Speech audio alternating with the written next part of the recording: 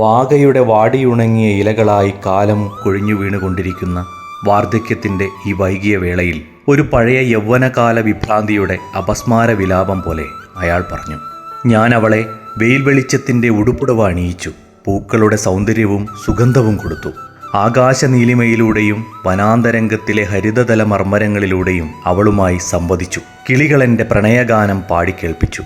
എന്നിട്ടും അവൾ അറിഞ്ഞില്ല, ആഴക്കടലിനേക്കാൾ അഗാധമായിരുന്നു എൻ്റെ പ്രണയം. ഏറ്റവും വലിയ മോഹത്തേക്കാൾ വലിയതായിരുന്നു എൻ്റെ ഇഷ്ടം. എന്നിട്ടും അവൾ അറിഞ്ഞില്ലല്ലോ.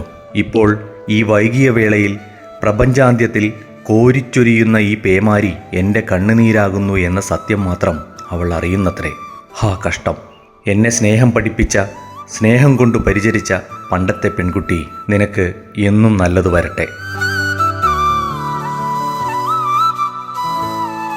യൗവനകാലത്ത് തൻ്റെ ജീവിതത്തിൽ ഏറ്റവും സ്വാധീനിച്ച് ഹൃദയത്തിൽ കളങ്കമില്ലാത്ത പ്രണയം നിറച്ച് പെട്ടെന്നൊരു ദിവസം ഒരു യാത്ര പോലും പറയാതെ ഇറങ്ങിപ്പോയ പെൺകുട്ടിയെക്കുറിച്ച് എൻ മോഹനൻ എഴുതിയ കൃതി.